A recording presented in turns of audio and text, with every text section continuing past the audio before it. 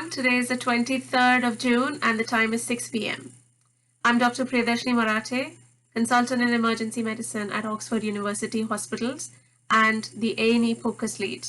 Today is our 5th POCUS webinar, and today we're going to get to the heart of it. We're going to discuss echo. Helene will start with a basic echo teaching, and then we're going to have 4 great cases. So I'm going to hand over to Helen now. Helen, would you begin, please? Perfect. So hello, everybody. Thank you for joining us tonight. It's always a pleasure to welcome you to the POCUS webinar. Today, I have the privilege to start the webinar by teaching some echo basics. So it is perfect just to go back to the basics and then learn again how to perform an echo, which views are used, and which one are the most useful to diagnose what you should be able to diagnose with an echo. So let's crack on. I'm Helen, one of the A&E doctors at the Oxford University Hospitals. So first of all, the Royal College of Emergency Medicine has produced a statement regarding echo in life support. So I don't want to go through it all. I just want to let you know that you should be able to diagnose and to treat treatable cause, basically, of PEA, so cardiac tamponade, hypovolemia, and pulmonary embolism. So we will go through some features of these diagnosis and disease tonight.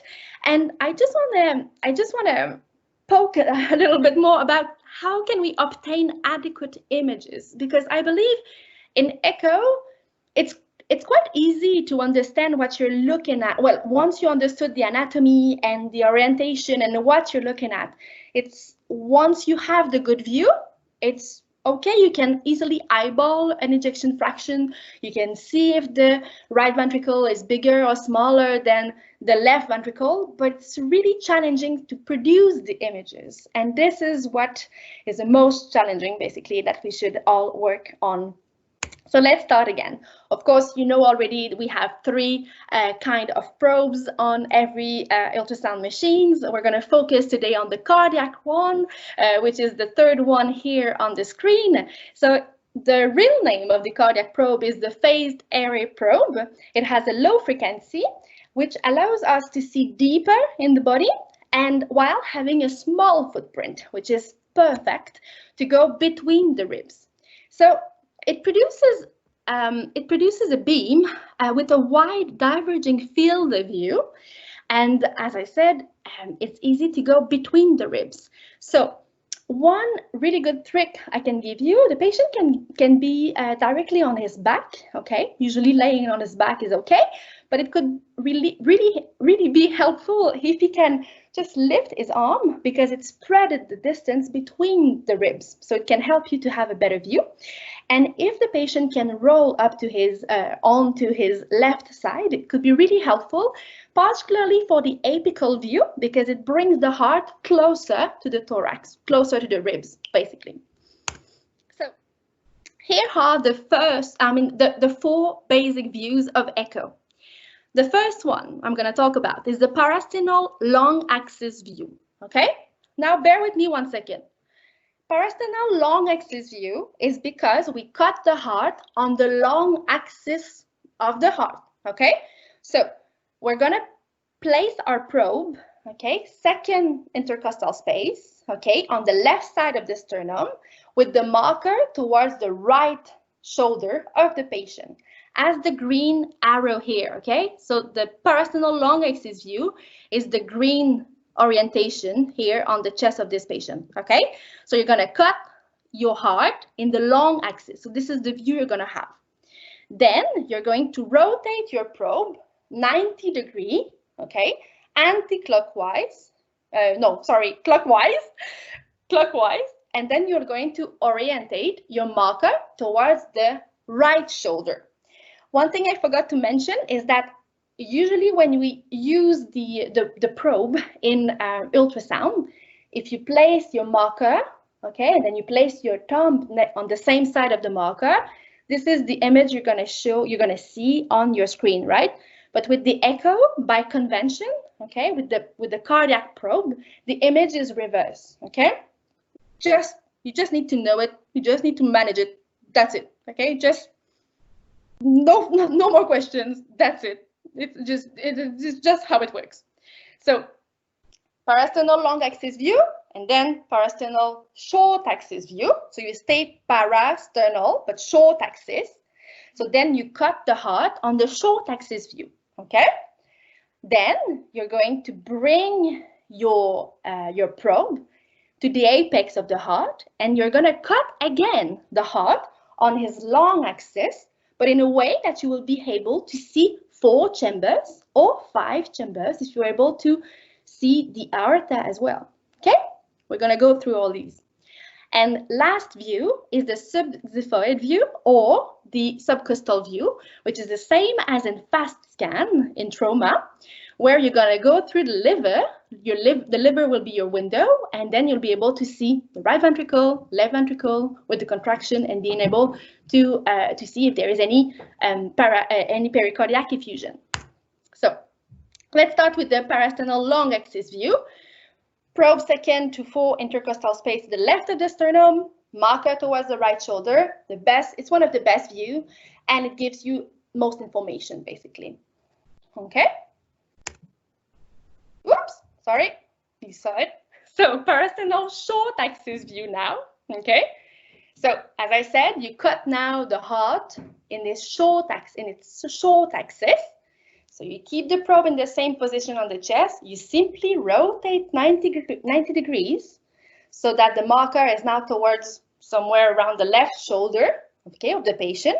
And you will need to slow fan to the apex of the heart. So then you will be able to slowly fan and sweep your heart. Then this is one of the trick here is that you will be able to see different levels of your heart. So you will be able to see the aortic level, the mitral level, and then the apex level. Let's go through. So 3 views, 3 level, right? The first one is the Mercedes sign one, okay? Because you'll be able to see the aorta. You'll be able to see the aortic valve. So here on the left, this is the graphical representation that you're going to see with all the structures around. I'll let you go through, okay? But here on the right side, I'm sorry for these view. I took them all, and it was quite a bit challenging. The patient was quite moving a lot, so you can see the Mercedes sign in the middle. So it represents the aortic valve. Second level will be the mitral valve. Okay, so the mitral valve, since it has 2 leaflets, it shows it's going to look at you, and it looks like a fish mouth. So it's called the fish mouth, right? Can you see it? Okay, on the short axis view, you have the left ventricle. You can see the fish mouth in the middle, looking at you, like, right? And then the last one, if you go caudally or distally, then you will cut the heart to its most distal part. So then you will be able to see around the left ventricle, you'll be able to see the papillary muscles, okay? And if you go lower, you'll see the apex as well. So the papillary muscles, they look like crab claws. You see? So you see them.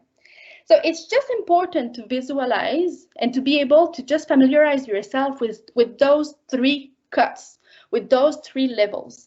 Because one of the most challenging things is to produce those images. And if you're not familiar with the views you're going to have, sometimes you have the tendency just to move too quickly, and then you lose everything. So just bear 1 second, let your probe over there, and then just wait a second. You will recognize your structures, and then you'll be able to just slightly move your probe, and you'll be able to know at which level you cut the heart. If we continue again, now the apical 4-chamber view, okay? You move the probe to the apex. You have to increase your depth, okay? Increase your depth. This is one of the classical mistakes, that if you don't increase your depth, you won't be able to see through all the heart, because of course it is now deeper if you cut it towards this long axis view, so it has to be deeper, right? So you keep the marker towards the left shoulder, or you rotate it towards 3 o'clock on an imaginary clock, okay? 3 o'clock, and it can be helpful if the patient can roll 30 degrees or just on his left side. Okay, and on this view, it is particularly important, and it's one of the best basically to compare the size of the left ventricle, okay, which should be bigger than the right ventricle. Okay, it's also one of the best to see if you have any pericardial effusion. And the last view, but none the least, you have the subcostal view, which is the same as in FAST. So you put your probe, usually marker towards the patient's right, in the subcostal place, so right below the xiphoid process, and you fan posteriorly and anteriorly to make sure that you don't have any free fluid around the heart. So this is the view you're going to have. A little trick, just take your probe. You have to push down in the abdomen and hold the probe from above, because otherwise you won't be enough superficial or anterior. Okay? So this is the view you're going to have. So clinical application, just to finish. So it's always a dichotomic question in echo and in ultrasound in general. Okay? Is there, yes or no, a pericardial effusion? It's yes or no. Okay? They are best seen, as I said, in subcostal or apical 4-chamber views. And if you have a tamponade, okay, tamponade is a clinical diagnosis, but of course you can see a diastolic collapse of the right ventricle, and then later a left ventricle collapse and an IVC dilatation. Is the heart moving? Yes or no? Okay, you can have, if you have an organized activity, then it's good. No activity, but then it's bad. Okay, if you use the long axis view, you can evaluate the valves and the left ventricle. Is it a symmetric movement, or is there any regional wall motion abnormalities? Okay, so if the patient, for instance, had an MI, and then you can see some bits of the heart moving non-symmetrically compared to some others. Is there a good, fair, or poor contractility? And then you can confirm the standstill heart in a cardiac arrest, and it can assist you to in your decision to stop the CPR. And one of the last questions you can answer is always, is the right ventricle smaller than the left? If the right one is bigger, then is there a PE? Okay. Of course, you can evaluate your cause of shock. So I highly recommend you to perform echo in a shock patient.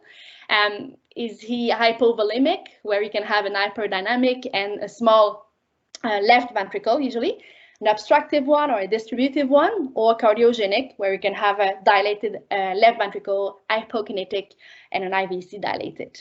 And of course, I didn't show any images or clip of the central venous pressure measurement tonight, but of course, if we evaluate the IVC, so the inferior vena cava, as it passes the diaphragm through the liver, if you ask the patient to do the little sniff test, so just that, like that, okay? If you see the IVC collapsing or non-collapsing, it gives you basically you can evaluate the status hypo or hyper or normovolemic status of your patient.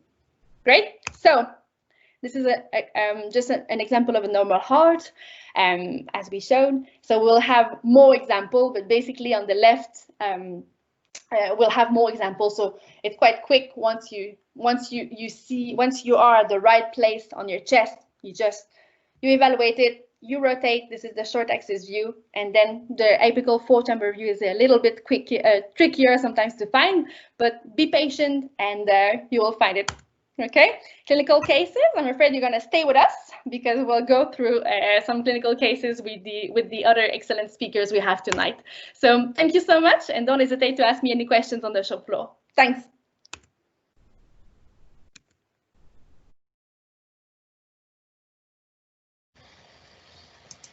Okay, can everyone see my screen? Is that working? Yes, that's working. Yeah. Thanks. Okay, great.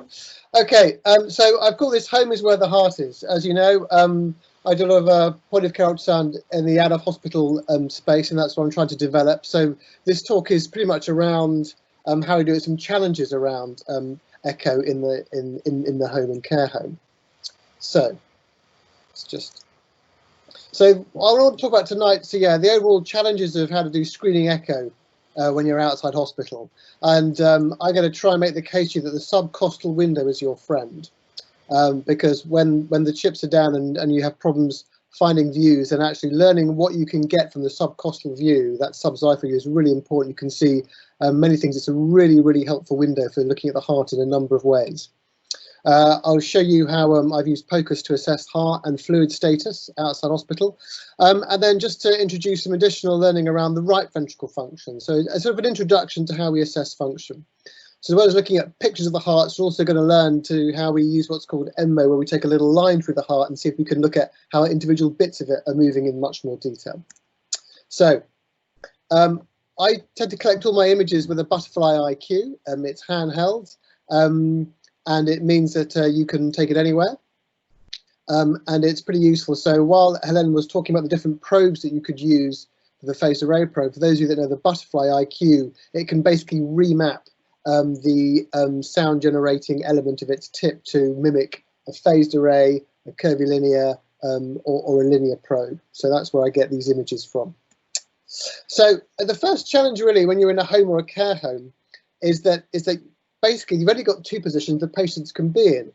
On the left you see the classic wing-back chair that you'll see in a lot of older people's living environments, and so patients are either sort of bolt upright or they're lying completely flat on the care home bed there on the right. And the ability to position people and put them in the right place isn't as easy in this environment, so you have to adapt. And that's why the subcostal view is so helpful, because patients are lying down flat. So all the things you can do with the subcostal view. So Helene was showing us some views of the subcostal view, and it's great for looking at pericardial effusions, because when they're quite small, the effusion will be at the base of the heart. And actually the subcostal view is the first place we can start detecting it. You can see the four-chamber view, you can see the inferior vena cava, and I'm also going to show you how you can get a short axis view from a subcostal, as well as getting it from the anterior chest. So here's a little subcostal view. This is a patient with quite pronounced heart failure. So I'm not sure you can see my cursor, but up here you've got a big right and left ventricle in the subcostal view. I'm just getting them in, and here is the IVC, the inferior vena cava, coming into that right atrium there. And we've asked the patient to sniff, and there's not much movement to that IVC. And this is an example of the kind of things you can get with the subcostal view. So an example of how you can look at the IVC, and to do that, so you start, as Helen suggests, by holding it like that, looking at the up to the patient's left shoulder, and then you start tilting it counterclockwise. So you tilt it that way, and then the IVC comes into view. Now, here's another picture of the IVC, but I've put a still frame on here. So on the bottom half, you see I've put what's called an M mode line. This is a line that you can drop through any image that's moving, and instead of seeing the whole picture move, what that line does, if you look on the top, is basically this is effectively what you can see along that blue line over time. So you're not seeing the physical thing move, you're seeing along that one line that's kept straight what's happening. And here this patient's been asked to hold their breath, and the IVC is static. So these two thick white lines here are the walls of the inferior vena cava. And then when the patient sniffs, that line will go up and then go down again. So this is called an M mode, which you, as you get familiar with your ultrasound machines, you'll learn how to use those. And you've probably seen that already looking in lung ultrasound and looking at the seashore sign for pneumothorax. So this is the similar kind of thing, except we're just putting it through a moving thing of the heart, in this case looking at the IVC. And it's just to demonstrate how you do that, to show these structures and look at how they are over time. So this is just an example of that. So now to put the short axis. So again, you start with your subcostal window looking at the left shoulder, up through the tummy, and then you begin to rotate it. About halfway through, you end up with these pictures. So this is basically a short axis view through the heart. I'm just going to play them on the right hand side. And here we see the left ventricle contracting nicely there, the RV next to it. And on the picture on the left, I've shown you what those structures are. So the LV is in the middle of the short axis view, but rather than getting it from the anterior of the chest, you can do it by coming up from underneath. It's the same plane through the heart. So rather, so your heart sort of like that, you can either cut it like that way with your probe from a short axis view, or you can come underneath like that. And that's what we're doing with the subcostal view. So still looking at the short axis, but you can do it from underneath, and shining through the liver there. Now, as you fan through from underneath, you can also get a view of the base of the heart. In other words, the base is the bit where the valves are, and the apex is the bit right at the tip. So the valves of the valves are, and here we've got through the aortic valve, we've got right atrium, right ventricle, the right ventricular outflow tract and pulmonary artery, and there's a left atrium just there. And so this is a way, again, that Helen was saying, the Mercedes sign of seeing that aortic valve there. And again, this is all just for the patient lying flat on their back, and what we're doing is we've just got the probe coming up underneath, and we're just rotating it gradually in that 45 degrees counterclockwise, and just holding it there. So we get a number of views with the probe pretty much in the same place just by rotating the wrist. It's all with the flick of the wrist. So I'm just trying to persuade you that please do explore the subcostal view and get familiar with it, because you have patients that can't get into position or they're lying flat. And those of you that do intensive care, all of your patients, of course, will be lying flat all the time. So you'll be very expert at how you assess the heart differently, all for that one view, the subcostal view. So let's move on to some cases. So intravenous fluid. So a couple of examples of how POCUS helps you in your assessment of the patient. So this is a patient, lady in her 90s, lives in a care home. She has a history of heart failure. So many of the patients that you'd see in hospital at home, they've got a long list of illnesses and medications, and so you're turning up to the patient with a fair kind of understanding of what's been going on in the background. Her GP referred to the hospital at home team because they think she's very dry, and they're concerned about her, but they would far rather that she was managed in the nursing home and didn't go to hospital. When you assess her, she's alert, she's able to transfer from bed to chair, from that high back chair on the bed with some support. So you've got dry mucous membranes, you can't find any evidence clinically of edema, and from your blood test and point of care, she's got acute kidney injury. So how does POCUS help us? Well, let's look at the heart function first of all. So this is her short axis view on the left. Now, when you focus on this kind of ring, what we'll see is that this ring of muscle isn't really doing that much movement. And what I've got a normal one on the right to compare. So here's a roughly normal left ventricle for these papillary muscles there, that view that Helene showed you. So nice, concentric, circular, sort of meaty contraction. The walls are thickening and it's squeezing all that blood out. And let's have a look at the short axis view on the left again from this patient. So not much wall thickening and not much movement. So the left ventricle is not doing much squeezing and the walls aren't thickening. So when they've got someone with heart failure, we know she's dry, but also there's maybe a risk if we treat her too aggressively with IV fluid. So here's where our subcostal view comes in. So first, let's look on the left. Look at the subcostal view of the heart. This is her heart. So there's 4-chamber view. So we've got right atrium here, right ventricle, left atrium. I'm getting a little suggestive aortic valve there. And this is the liver. So we know there's no pericardial effusion. When you have someone with a low output state, of course, it's always important to rule that out clinically, as well as echographically. And now here we move on to what I've done now. I've just moved the probe. So we started like that, and now I've moved it so it's more kind of upright, like in that plane. And this is her view of her IVC. So here's her IVC coming into her right atrium. And this is her normal breathing. So I've not asked her to take any deep sniffs. She's breathing away, and that IVC is collapsing completely. So complete collapse that IVC. So we know she's very dry. And this situation is that we know, well, actually, in spite of that heart failure, because she's so dry, some IV fluid, it's probably not going to do any harm. There's plenty of room in that circulation from an almost empty IVC. I mean, that we're not going to do any harm. In fact, we'll probably do a lot of good with intravenous fluid. So the fact that you've got a low ejection fraction doesn't necessarily mean that you can't have IV fluid, of course. And when you have evidence of sort of intravascular dryness like this, you're much more confident and able to do this because you're in an out-of-hospital setting where you don't have the kind of nursing monitoring you'd have in hospital. So it's a nice sort of safety marker for us. Let's move on. Okay, case 2. Treatment in the home this time on the care home. This is an 86-year-old man. You know he's got heart failure. Previous echo last year, ejection fraction 20%, and he's got a permanent pacemaker. He's been tired and unwell and a recent flu-like illness. He's off his food, but he's continued with all of his medications, ACE inhibitor, diuretics, spironolactone.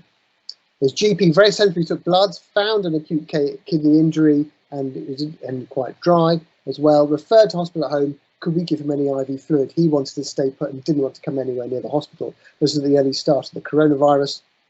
He tested negative, and he certainly didn't want to come anywhere near the John Radcliffe, sensibly for him. So here's some apical views, and this is his apical view on the left. So again, what I want to show you, although it's not the world's best echo, here we have right ventricle, left ventricle, slightly going in and out of the left and right atria there. Not the best view, and this is the aortic valve, so it's almost a 5-chamber view if you like. But there's lots of black here, there's lots of fluid in this left ventricle that's not really being squeezed, and the walls of that left ventricle are just not doing too much. So they're just moving a little bit together, but we normally like to see thickening of that LV wall, and the LV wall the LV works by kind of rifling and kind of sort of doing that with the blood. So that's sort of concentric radial thickening, and it sort of squeezes the blood out that way. It's like a screw motion. And here's a comparator apical view of somewhat of a normal on the left. Here you see thickening of the walls, coming together, shortening, and this is what we're comparing it with. So it's good when you start echo going to try and do loads and loads, see lots and lots of normal, and get a clear idea of what a normal LV function is like. So when you see one that's sort of really not as good, it's easier to detect that visually, and I'm sure that's what we'll be able to do in time. So what I want to show this guy is after you gave him a few days of IV fluid, he's feeling a lot better. I just want to show you this picture of subcostal for him. He's had a bit of treatment at this time. What I want to show you is that what we've got here is here's his IVC. As he breathes in starkly, there is some reduction, but it's not collapsing. Compare that with the other one that we saw. But here we can see this sort of white line going from the right atrium to the right ventricle, and that is his pacing wire. We know he's got a permanent pacemaker in situ, and there it is, seen very nicely on the subcostal view. Not that we're particularly concerned that his pacemaker wire was different, but it's just to show you the kind of things that you can see on an echo and remind you what you're dealing with. There we are. So here we have some reduction as he breathes in, but he certainly found a lot better as some IV fluid. And again, he had quite a profound collapse on his IVC when he was first seen. So again, there's lots of confidence that we know we can give IV fluid in spite of the reduced LV. So let's talk about the right ventricle this time. So the right ventricle's got a kind of a complex shape. It's kind of wrapped around the LV, it's thin-walled, and it mainly contracts by sort of shortening. So the tricuspid valve moves towards the apex. It's that movement, that sort of radial, sorry, that longitudinal shortening is mainly how the RV does its business. So the LV kind of screws its walls together and kind of rifles the blood out, whereas the RV sort of just shortens and shortens and shortens, and that tricuspid valve moves towards the apex. And so I've drawn a kind of rather sort of schematic there of the LV. So base is their apex there, and it's that movement of that base up towards the apex is how it mainly does most of its work. And here's an echo again. So you can see here's the tricuspid valve so it's the right valve on the left-hand side of this picture. And as you can see, that tricuspid valve is really moving up towards that apex, much more than the mitral valves on the other side. So you can sort of really appreciate it in the apical 4-chamber view, how that RV is working. It's really shortening along that longitudinal axis, and that tricuspid valve is heading towards the apex. So, how do you assess the right ventricle? Well, firstly, size. Is it bigger than the LV? And that's the basic kind of rule of thumb. The RV should always be smaller than the LV. The LV has all that kind of pressure, and the RV doesn't need to do anywhere near that amount of pressure, and it's much smaller. So assess it visually. If it's bigger, then something is going on that right-hand side. It could be acute, like a pulmonary embolism, or ARDS, or it could be chronic, COPD, core pulmonary, something like that. So basically, just look at the size of it. Is it bigger than the LV? If it is, something is going on. If it's not, then you probably don't have too much wrong with your right-hand side. Next thing is function. Is it contracting well? In other words, is that tricuspid valve moving up towards the apex? And this is what we call TAPSI. So it's that tricuspid annular plane, in other words, the plane in which that tricuspid valve is sitting. Is it moving? Is there that systolic excursion towards the apex? So is it moving up and down? TAPSI. So how do we measure TAPSI? Well, again, let's look at the RV. Again, here's the RV on this side. Here's that valve moving up and down. I remember we were talking about M mode earlier when we were looking at how the IV, we could look at the walls of the IVC. Similarly, you'd have used M mode when you were looking at the pneumothorax only, so getting some stable point where you're seeing if things are moving or not. Exactly the same principle here. So here's that RV moving. What I've done on the right hand side is you've got that same picture, but I've got this M mode line that's basically going from the apex and trying to hit the corner of that tricuspid valve where it hits the wall of the RV. And this is what you get along that side. So what you've got here moving up and down, this is the tricuspid valve moving up and down. It's moving up and down. So essentially all we're seeing on this top trace are all of the bits that are on that line and how they're moving over time. So just as that RV is moving up and down, here you can see it moving up and down and up and down. So the question is, how far is it moving? Well, here we see, so here you can measure it. So essentially you take your cursor, so you pick one point there, we'll pick the top of that, and then the bottom goes down to the bottom, and that's about 2.6 centimeters. So the magic number, because this is medicine and we always like magic numbers and things are disease above and not disease below, and the magic number here is 1.6 centimeters. So if it's moving more than 1.6 centimeters towards the apex, then that counts as basically normal RV function. If it's less, then you've got reduced TAPSE, reduced tricuspid annular plane systolic excursion. So in other words, there's a reduced longitudinal function of that RV. So that's how you read TAPSE. So here's an example. So this is a colleague of mine in Birmingham took this, and this is a patient with coronavirus. And as you can see, just looking at it, obviously, well, it's not the wrong way around, it's the right way around, and that RV is an awful lot bigger than the LV. So we have a big RV compared with the LV. And if we just play it, we can sort of see that in more detail. So I haven't got a TAPSE measurement here, but I just wanted to focus on a couple of things. One, there's this sort of dilatation here.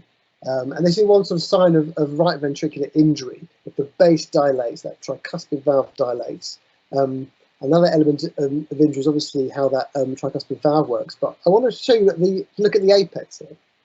As you can see, it's kind of bouncing up and down. Can you see that? Just focus on the apex of the heart there. It's bouncing up and down.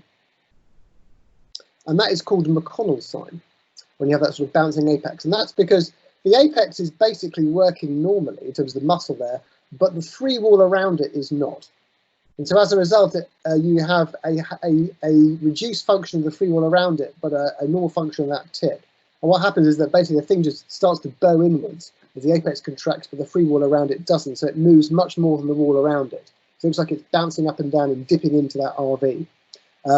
And although everyone said, oh, this is a specific PE, it's, I think, sort of any acute cause of RV strain. In this case, this was coronavirus and thromboembolic disease. But that shows an example of that McConnell sign. We're going to learn how we unpick the RV. So, just a few cases from me and a bit of advertising for the subcostal view. Please explore it. I think you can learn an awful lot about it. It'll really help you out where you can't get good views. So then also certainly if you join us for some hospital at home work, you'll find it really helpful when you test patients in the home, and some early pointers for reading and exploring web-based resources around RV function. So I'll probably stop there. Thank you, Dan. That was just absolutely gold. It was very, very, very good. All of the views that you showed, your videos are always amazing. And thanks for the cases. We've got a question. What was measurement of TAPSE again? So that's all about trying to understand how to get an assessment of that longitudinal contraction of the RV. The RV works like sort of bellows, basically. So the tricuspid valve will move towards the apex. And we want to measure how far it's moving. And rightly or wrongly, you've chosen the magic number as 1.6 centimeters. There's probably chapter and verse on why it's that. But essentially, that's the movement we're trying to detect. So the question is, how would you measure that? And so the simplest way to do that is with an M mode line. Run it from the point which you run. If you've got your right apical full chamber view, your apex will be right where the tip of the transducer is. And so your M mode line will go from that tip, and you can move the line so it goes wherever you want it to. Have a play with it, see what you get.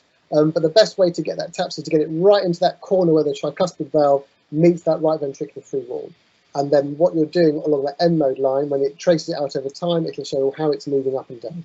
And then depending on where the knobs are on the machine that you're using, basically you can drop cursors on it and do it visually and just follow one particular line and go, here's the top and this is the bottom. And it's that measurement of that movement where you've got the tricuspid valve not doing anything and the tricuspid valve in the systole. So it's moving up, and it's that gap between your diastolic with a relaxed right ventricle in diastole, and then at the end of systole, and it's nearest. So you're getting the maximum excursion of that tricuspid valve as it heads towards the apex of the systole and goes back towards the base in diastole. There it is.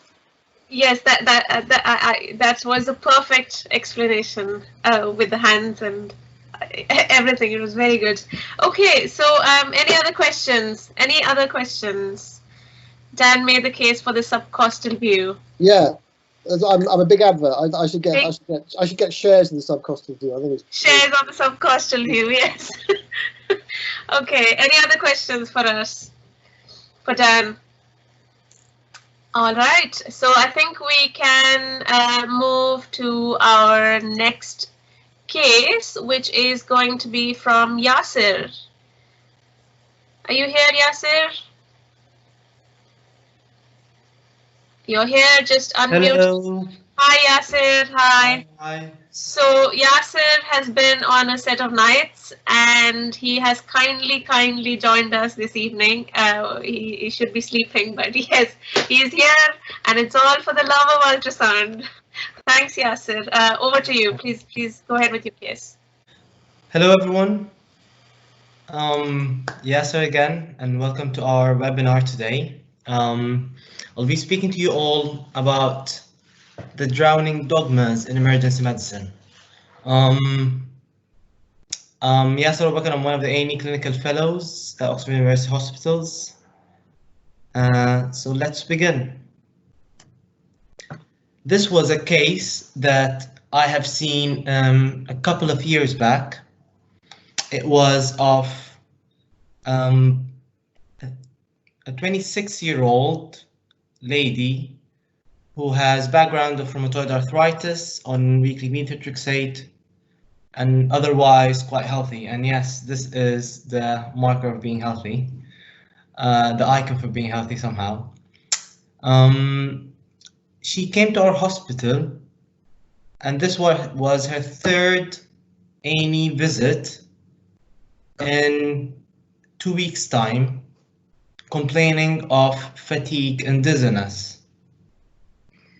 So this is her third visit to an A&E complaining of fatigue and dizziness. And in her previous 2 visits, she was investigated with blood tests, as she says, and ECGs and X-rays, and discharged, saying that she should see her GP because she's a bit anxious. So this lady came in, and we were like, okay, well, tell us more about what's going on. She said it was just 2 weeks, gradual onset, feeling more and more fatigued, and becoming increasingly dizzy and lightheaded, and that is not preceded by any symptoms. She denies any chest pain. She denies any headaches. She did report, however, she had mild shortness of breath that she didn't think was significant. And that was about it. There was nothing else in her history that would make you concerned. No significant family history. There's no exertion symptoms. She was an otherwise quite healthy lady.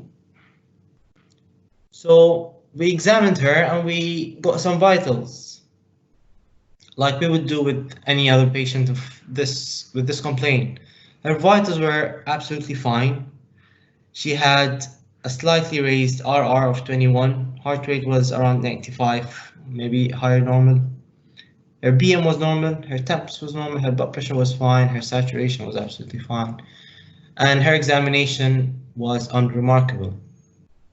And I remember seeing this lady on a side cubicle at the end of the ER with this complaint, and I'm thinking, well, you've been investigated twice before with blood tests, X-rays, and ECGs, and you were told that you were absolutely fine, and maybe you're a bit more anxious, that's why you're feeling fatigued and all that. Maybe see your GP for that and he can prescribe some pills. But I'm always careful with representations and returners. But like all cases, we do our routine labs that included thyroid function tests, that included inflammatory markers. And because she said she had mild subjective shortness of breath, and this is her third presentation, we actually go ahead and even go with a D-dimer. And all her blood tests come back normal, including her thyroid panel, her inflammatory markers, her electrolytes, her lactate, and her D-dimer is negative. The physician was actually we actually even ordered trop on her, and that was negative, and we even went ahead and got a chest x-ray, because like all patients, chest x-ray somehow is a favorite for physicians. And this is her x-ray. So again, this was a supine AP view. And as we discussed previously in our lung ultrasounds, that supine views offer little info, not much, but it can sometimes be helpful, but it's not commonly helpful. And in her case, it wasn't very helpful. And we couldn't, and it was actually reported normal with no clear signs of constellation collapse, and it was fine. But then her ECG, of note, we did not have any access to her previous records. So those were in different hospitals with different EPR systems. So we were using Cerner, others were using other systems like Epic and so forth. We got her ECG, and I want whoever is with us on the webinar to have a look at this ECG and tell me what you think. You can have a minute. Tell me what you think. This is lead 1. Sorry, it's not showing up there. That this is lead 1. This is lead 2. This is lead 3 up to here. This is AVR. This is AVL up to here, and this is AVF, and so forth. V1, 2, 3, 5, 4, 5, and 6. And at the bottom you can see lead 2. So what do you think of this ECG? Is there anything that's concerning? Okay, I hope everyone had the look and had an answer. Well, it is concerning. And if you notice, the voltages are very low. If you add the limb leads, lead 1, lead 2, and lead 3, the QRS complexes, they add up to less than 15 millimeters. And if you add the V1, V2, and V3 QRS complexes, they add up to less than 30 millimeters. So this patient has low QRS voltages on her ECG. And what is the definition of that? I go by the Immanuel Judson criteria. He is our emergency cardiology guru, and his criteria probably would pick up more than the usual criteria that I will find in cardiology and ECG textbooks. The ECG textbook, the textbook's criteria is amplitudes of all QRS complexes in the limb leads to be less than 5, so all the limb leads, the 6 of them, and the amplitudes of all the QRS complexes in the pericardial leads to be less than 10 millimeter. So this is less than 10, this is less than 10, this is not a summation, this is a single one. All of them should be less than 10. However, the Immanuel criteria is if you add on the chest lead 1, V1 and V2 and V3, and they add up to less than 30, or in the limb leads lead 1, 2, and 3, and they add up less than 15.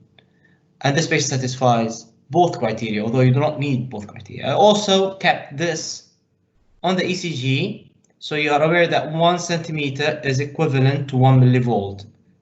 In 1 centimeter amplitude is equivalent to 1 millivolt, because you do not want to make this diagnosis with the ECG machine set up wrongly. So you just make sure that 1 centimeter is equal to 1 millivolt and it has not been altered. Okay, so if the patient having low voltages, What are you thinking now with all the normal blood tests, the unremarkable X-ray, and this history? Well, with low ECG voltage, you should be thinking fluid, fat, or air. And fluid meaning pericardial fluid. And this is what I was thinking. So I just ran and grabbed the probe and I scanned her heart.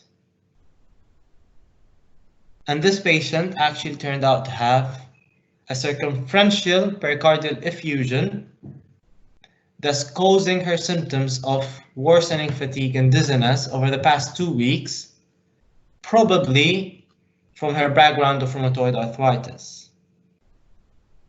Connective tissue disease is notorious for causing pericardial disease as well. So this patient clinically was not in tamponade, although she did have on her echo RV collapse, which means you can see the free wall of the right ventricle there collapsing and inverting inward, and that should not be happening. And that's better appreciated with diastole. When it's enlarged, then it inverts inside.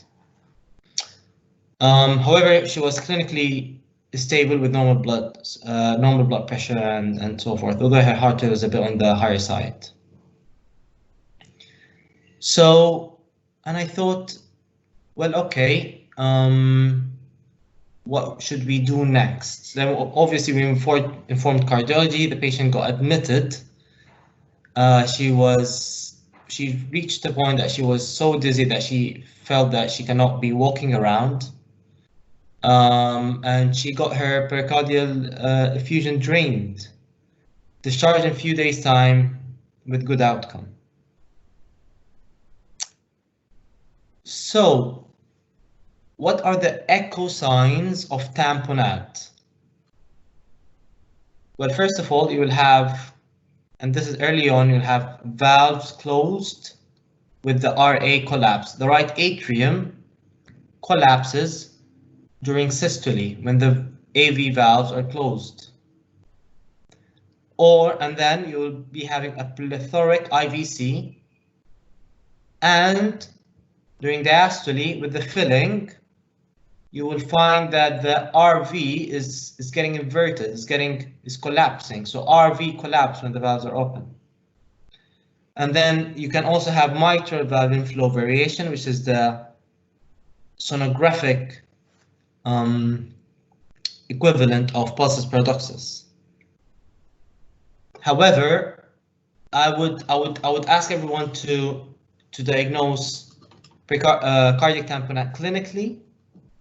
Whenever you see an unstable patient with circumferential significant pericardial effusion, then you have just diagnosed cardiac tamponade. You do not need to go to the mitral inflow variation and all of that.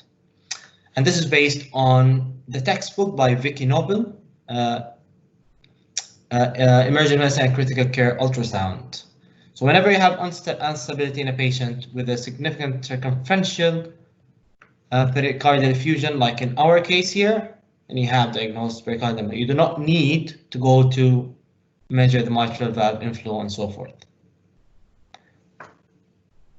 So what view do we use for that? And I go by what Dr. Dan has said about the subcostal view of to detect pericardial effusion, because basically the fluid would accumulate at the bottom there and the posterior wall, and it would not be accumulating up there. It will not be accumulating when you're going through your parasternal long axis view or parasternal short axis view, or even the apical view. But the apical view would be apical 4-chamber view would be a very good view to visualize that. However, the subxiphoid view is your go-to view to see pericardial effusion, and it is our view to use when we are doing field protocol, which is focused echo and emergency life support. When people are doing CPR there, during the poses, putting the probe there, can see if there's any pericardial tamponade or effusion going on. which needs to be drained. So that's a very good view where you are using the liver as your acoustic window to visualize the heart. And I see this, there's a tiny pearl here that I want everyone to be using. When you're not getting great views, sometimes because the transverse colon is traversing on top and it's a lot of bowel gas is not transmitting the ultrasound waves, or the stomach onto the left side is not transmitting the ultrasound waves, the probe should not be angled towards the left, towards the heart. Actually, it should be angled more towards the liver, which is the acoustic window for the echo to go to the heart. So if you're not getting great image on the subxiphoid, go a little bit more towards the patient's right. Use that liver as your acoustic window, use that liver as your acoustic window to visualize the heart. And some numbers, basically less than 50 ml is considered as trivial or trace pericardial effusion, which may be physiologic. The pericardial space can have up to 50 ml. However, if you have more than 50 to 100 ml, which is equivalent to less than 1 centimeter of pericardial fluid, then that is significant and that should be seen throughout the cardiac cycle. A trace trivial pericardial fluid would only be seen, mostly would be seen during systole. When the heart is contracted, you can see a trivial amount of pericardial fluid. However, if it's seen throughout the cardiac cycle, there might be a small pericardial effusion, or if you're seeing it surrounding the entire heart and it's between 1 to 2 centimeters, then it's moderate. And if it's more than 2 centimeters from the pericardium to the epicardium, then it is large pericardial effusion. However, I don't go into the details of measuring. Just by eyeballing, I can see that it's a large, significant circumferential pericardial effusion, and that's where I need my diagnosis. I don't need X-rays or anything else to diagnose that. So echo in emergency is very, very useful to rule out and rule in pericardial effusion. It has very high sensitivity, very high accuracy. You're not going to be getting as much useful info from getting a chest X-ray. So what are the mimics of pericardial fluid? And I want people to focus on that because I do not want anyone to go and have false positives. So on the image on the right, on the left here, this is a parasternal long axis view of the heart, where you see the right ventricle on top. You see the left ventricle at the bottom with the interventricular septum. And then you see pericardial fluid all the way from there surrounding the heart. And I want you to notice that there is a circular structure at the bottom there, and this is the descending thoracic aorta. After it has came out off from the left ventricle outflow, it goes back and it goes back and you will find it posteriorly next to the vertebra. So this is the descending thoracic aorta in a parasternal long axis view. But compare this fluid, which is completely anechoic, to this hypoechoic but dirty shadowing, dirty echogenicity, which means that you're having some hyperechoic structures in between echogenic densities within that area. This is actually epicardial fat, and it's one of the common pitfalls when you're assessing for pericardial fluid. You can easily call this pericardial effusion, but it actually is not. If you compare that, this has echogenic specks in it versus this, which has only anechoic fluid in it. They're very different. This has echogenic structures in it because it is adipose tissue. However, this is completely anechoic because it is just fluid. So always make a differentiation between epicardial fat from pericardial fluid. And I think with practice scanning more and more normal hearts, you'll be able to discern the difference, like Dr. Dan said. Another very important mimic is pleural fluid, especially when it's large amount of left pleural effusion. When you get pericardial effusion, you see the anechoic fluid surrounding the heart and going in front of the aorta in a parasternal long axis view. However, if you're having pleural fluid, you will find that the fluid is going behind the aorta and is not going above the aorta like here. So the pericardial effusion goes above the aorta, pleural effusion goes below or within the aorta, so it surrounds the aorta, however never goes between the aorta and the heart, like here. Never goes between the pericardium, between the heart and the aorta. It always goes either surrounds the aorta or below, not above. So, is there any evidence that use of emergency point of care echo improves outcomes? And yes, this was a single center retrospective cohort that showed point of care echo versus no point of care for time to pericardiocentesis, the length of hospital stay, mortality, and as you can see, there is always a trend from the door to pericardiocentesis from 11 versus 70 hours.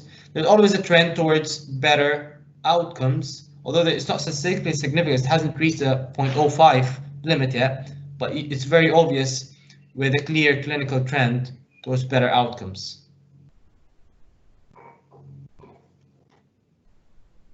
So the take-home message is, whenever you see a patient with fatigue, unexplained dizziness, who has a risk factor to develop pericardial effusion, something like rheumatoid arthritis or connective tissue disease, or even drugs, remember that she can be having pericardial effusion.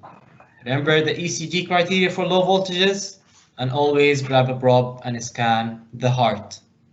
Thank you very much. Take care, everyone.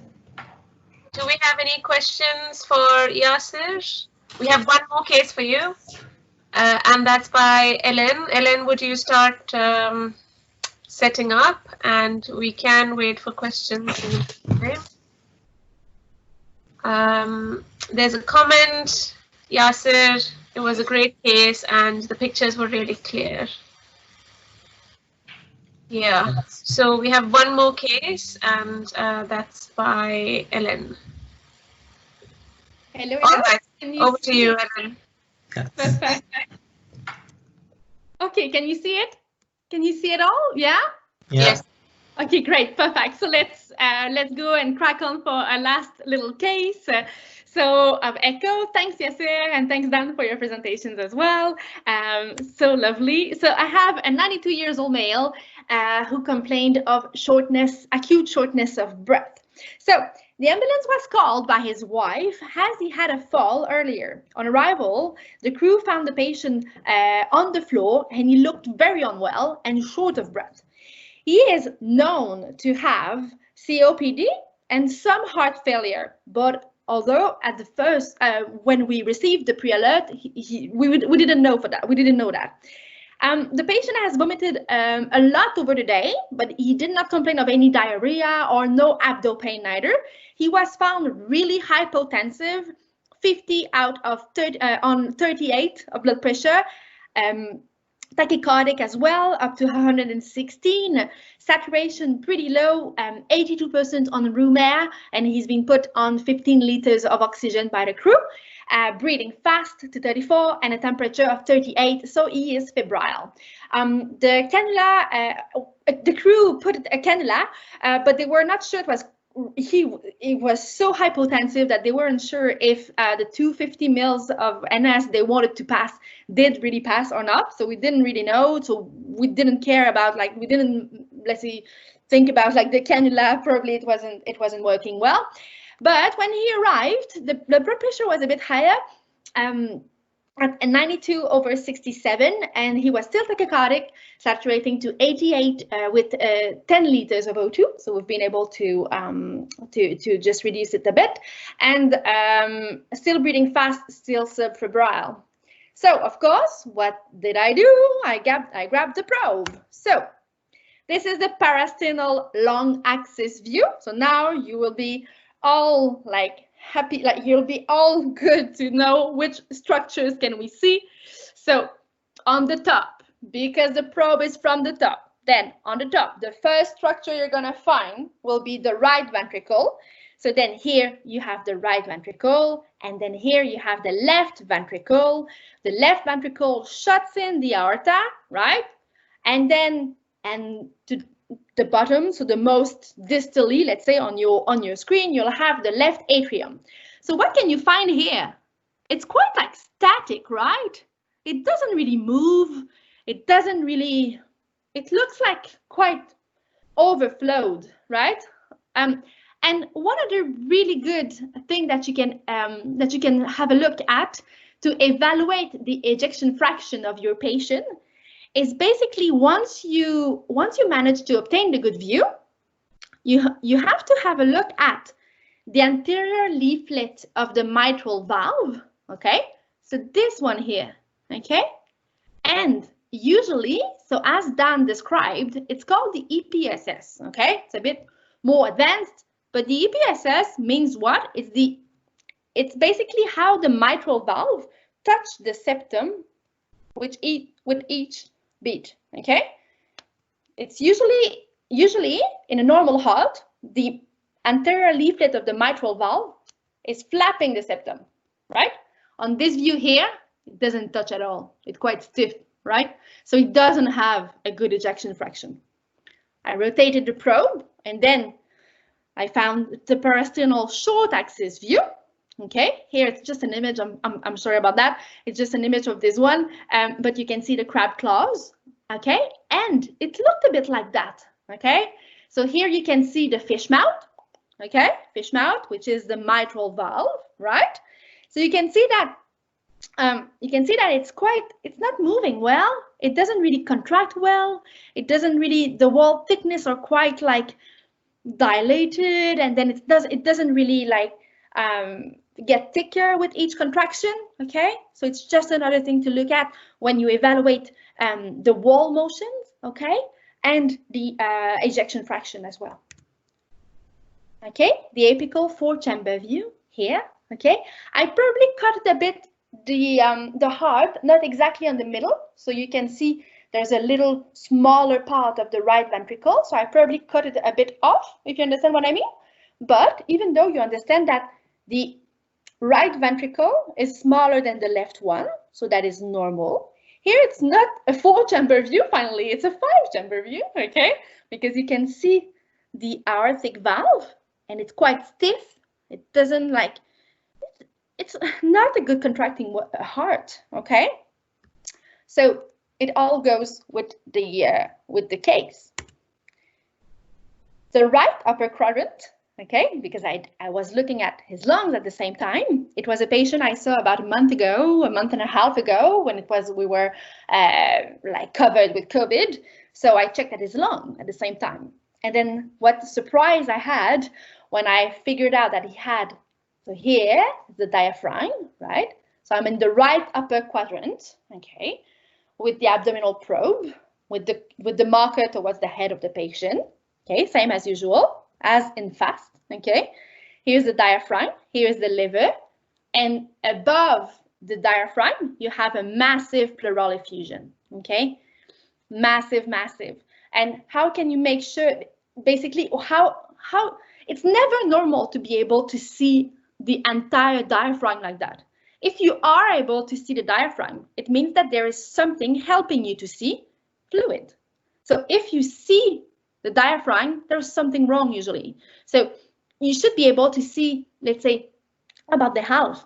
But here it's clearly abnormal. So you can see the massive pleural effusion, and you can see the spinal sign as well. Okay, usually you cannot see the spine, and here at the bottom you can see the spine.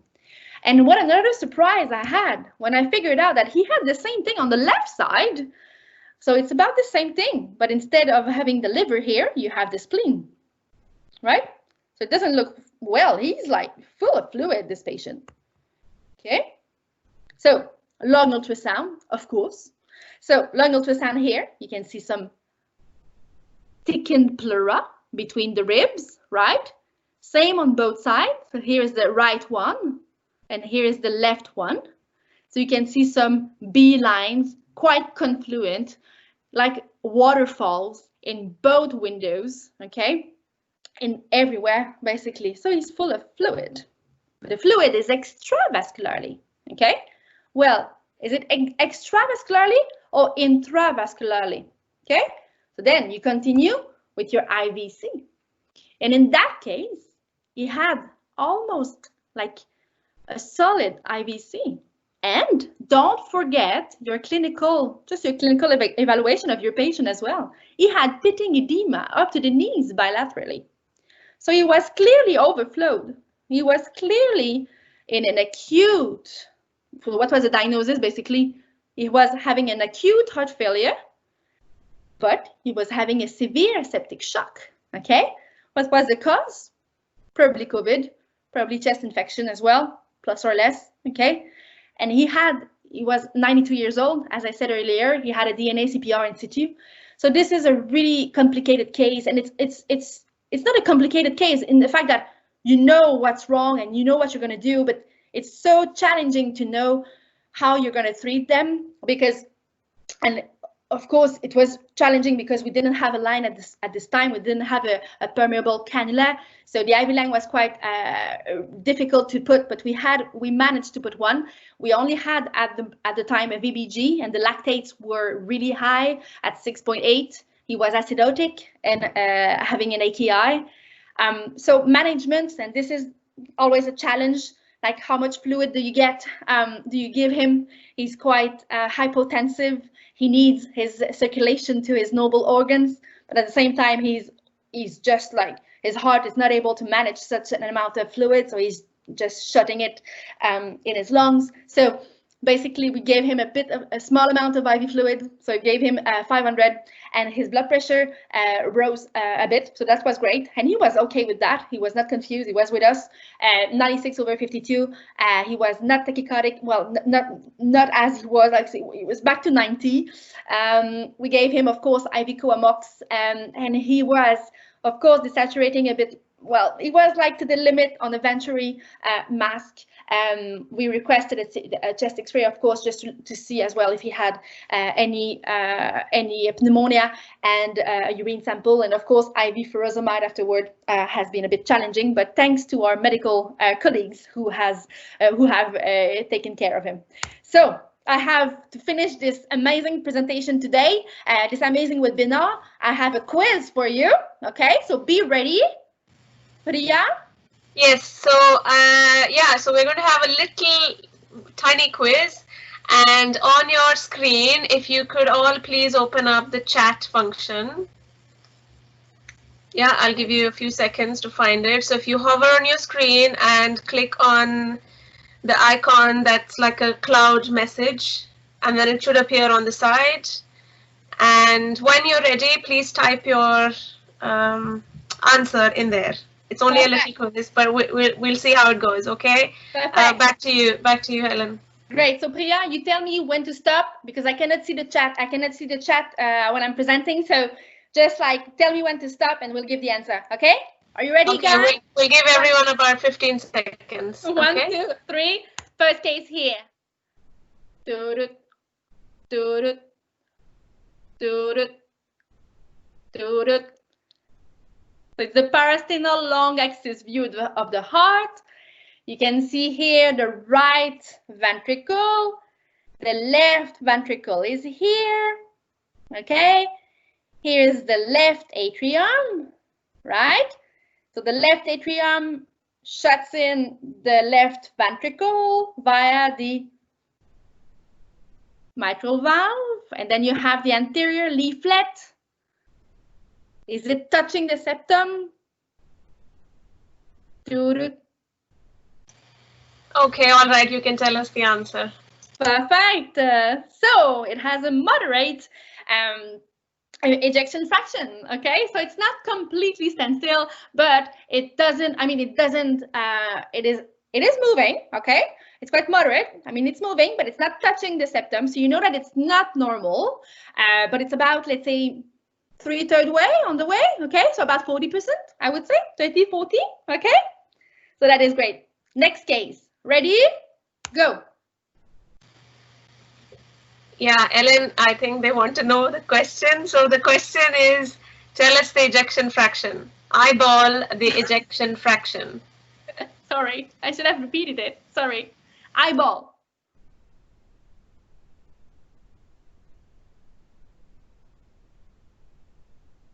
Same thing here. Have a look at the mitral valve. Does it move? Does it touch the septum?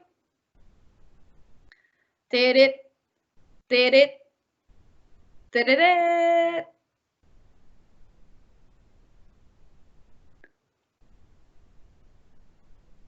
Ready? Yeah, so we've got 3 answers. 20%, 15%, and 20%. Who is right? That's great. It's about that. It's about 15 to 20%. So I said 15 over there. So a severely reduced ejection fraction. You don't necessarily need to know like 5%, like close or not. I mean, it's an eyeball thing. So is it good, fair, or poor? So it's about like poor, this one. Ready for the third one? It's almost done. Keep going. Only 4. Okay. So the third one. Ta-da-da! And I have a bonus here. Is there something else? Is there something else abnormal?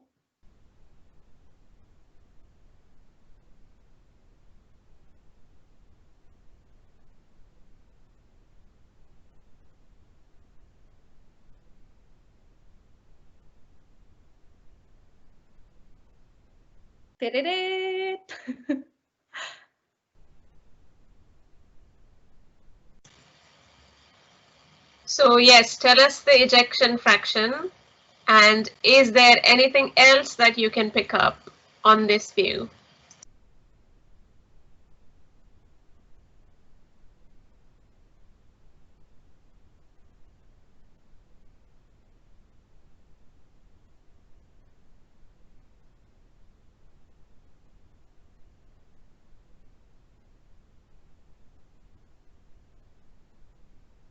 I'm not giving you more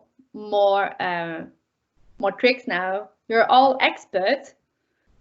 So right ventricle on the top, left ventricle. Okay, we can stop the timer. So we have, Ellen, you have to tell us which one's correct. So we have 10% with pericardial effusion, aortic stenosis, pericardial effusion, effusion with 10 to 15%, pericardial effusion, some effusion, 25% with pericardial effusion, effusion with 15%, and effusion. Poor ejection fraction. That's great. These are all good. Well done, guys. Well done. So it's about, I would say about 10 to 15. It's probably not halfway, so it's probably not 25%. So I would go deep. I would go lower than that. I would go to about 10. Looks like there's a stenosis. Okay, of course, it's quite stiff. And the bit that you all found, okay, it's the pericardial effusion. So well done. Here, okay, posteriorly to the heart, you have the pericardial effusion here. Can you see my mouse? So you have the black stripe down there next to the descending aorta, as explained by Yasir earlier. So you have the pericardial effusion around. Well done, guys. And it just reminds me that when Yasir presented about the pitfalls of the pericardial effusion, he mentioned about the fat pad, okay? So the anterior fat pad, basically, or epicardic fat. Of course, you have the density, but another, like, as a difference to the pleural effusion. But another really good thing is that usually a fat pad is only anterior. So when you scan, okay, you are in the epigastrium on a subcostal view, and then you fan. You start anteriorly or posteriorly, no matter, but you have to scan and to fan both sides, right? So if you're there and then you sweep, if you see something looking like fat or perhaps some effusion in anterior, and then you fan posteriorly and then it disappears, usually it's a pericardiac fat. So it's a fat pad, and it doesn't depend on the body habitus of the patient. You have some really thin patient with a fat pad, okay? So that's it. It's usually a fat pad if it's only anteriorly. If you go behind the heart and then if you go posteriorly and then you still see the black stripe, it is a pericardiac effusion, because with gravity, when your patient is laying on his back, the fluid will accumulate posteriorly. Good. And the last quiz. Ready? Ah, yeah, there's the answer. Well done. Good.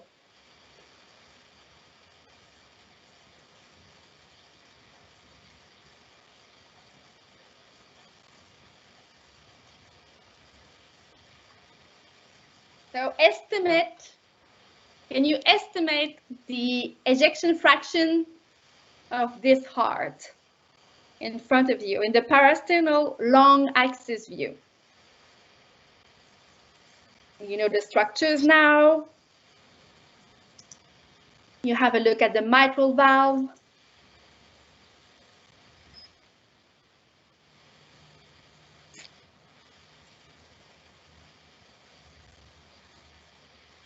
Say it.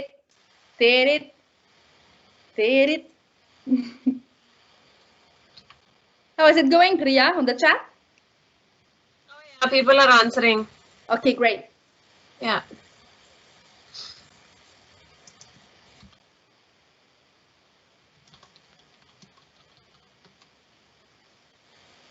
Okay, let's end there.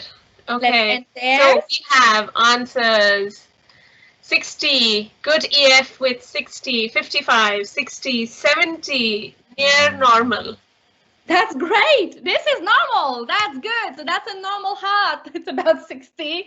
So 55, 60, that's great. So this is a normal heart. And this is a pretty good view here. You can see the EPSS, the EPSS theory, basically where you see the anterior leaflet of the mitral valve with each contraction, okay? It flaps the septum. You can see. Boop, boop. Boop, boop, boop, boop. Can you see it all? Okay. So in some advanced tricks, you can draw a line and then you can see like all the movement of the mitral valve, and then it helps you to evaluate the ejection fraction. But here, the important thing is to eyeball it, and it's normal. So all good, everyone. Well done. So let's end this quiz. So thanks so much, everybody, for your listening tonight. And happy scanning! Happy scanning! Wonderful. Okay, that's great. So we have, I hope you all enjoyed that. That was the first time we tried something like that. Thanks, Helen. It was just great. And we've got one more 5-minute last presentation for you. And it's no studying anymore. It's nothing to do with cases. We don't have to learn anything at all. It's just some news, just something cool that we did. So I'm going to hand over to Judson just for about 5 minutes. Judson, over to you. Thank you. Okay, this is just a short session we did on the 19th. It was a small experiment we did. This is the poster for our session. It was a 15-minute solo point of care ultrasound gaming experience for dummies, we called it. So basically, it was a very short 15-minute session. It was an individual simulation, so people could come and do 15 minutes individual sessions. We tried to make it into a gaming kind of a session, and the objective was to break the ice, to get people to start scanning. So this is how we did the session. We had 1 minute where we taught the rules of our game, and 2 minutes where a participant could play or basically try to get an image which we wanted. So basically, we wanted people to start scanning, optimize their image, and get started with focus learning. So this was the first scan that we gave. We had 1 minute where we taught which probe. We gave a few pointers about what the transverse plane was and about the iotic scan. So this was the image on the screen. We wanted people to get this image by themselves. The second one was the lung. The learning point was the sagittal plane. We wanted people to appreciate pleura moving or the ants marching, which would exclude pneumothorax. And this is the image on the screen which we wanted them to get. And we had a timer on the side for 2 minutes. We wanted them to get this exact same image. So the third one was echo. It was in the oblique plane. It was a 4-chambered view which we wanted. Again, we had a timer. We wanted participants to get this image.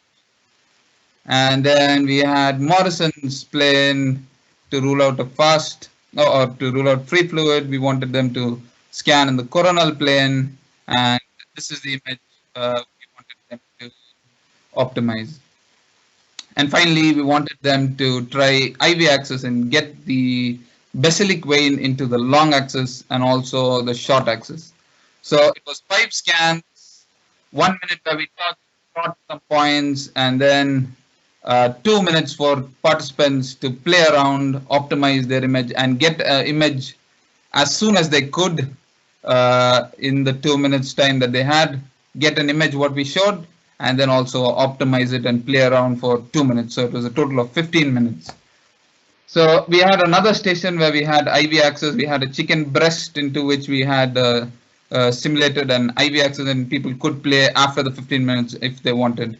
So this is our station. You could see Helen teaching about the AAA scan or just get the iota interview.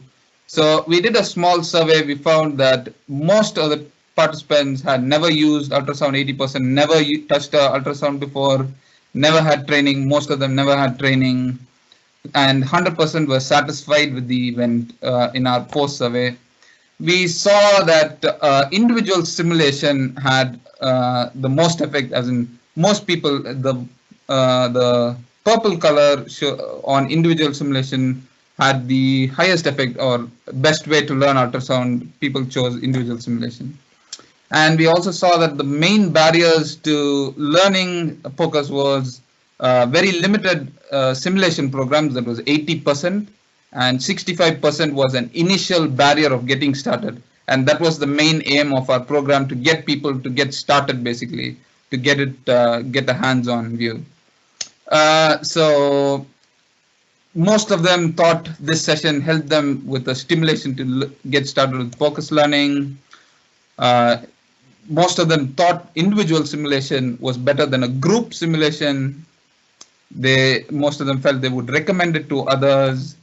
And we had quite a good feedback of people saying they would start learning and this helped them to get started. We had other feedbacks.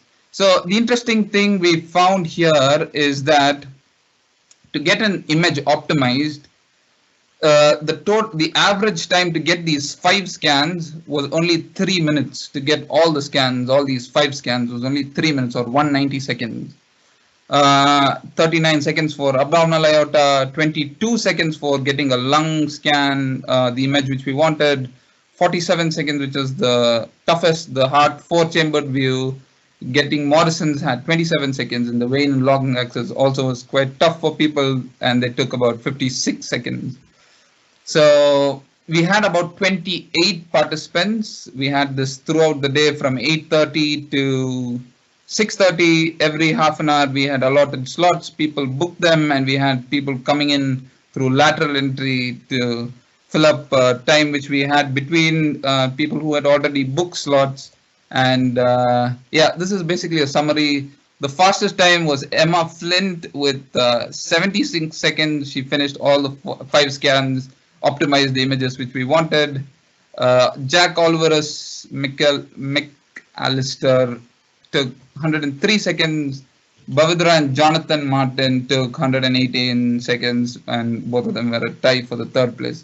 So our wonderful volunteers Sam, Chris, Isaac, and Charlotte helped us by being models. Helen and Dr. Priya helped with teaching, and it was a really great session. We learned quite a bit.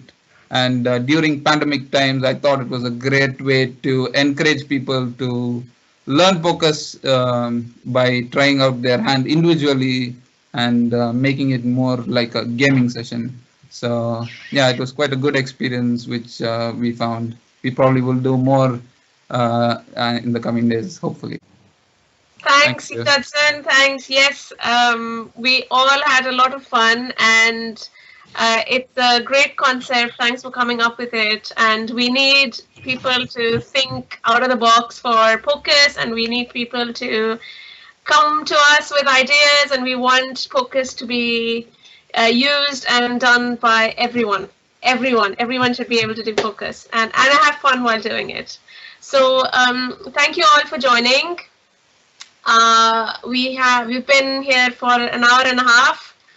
Didn't notice when the time went by. We've had a great teaching presentation from Ellen to get you started. And then we had 4 cases which had great pictures and 4 different diagnoses. And then we've also announced the results of our gaming experience for the newbie. So hope to see you again next time. And please keep an eye out for the advertisement for the next one. Thank you everyone for joining. Thank you. Bye.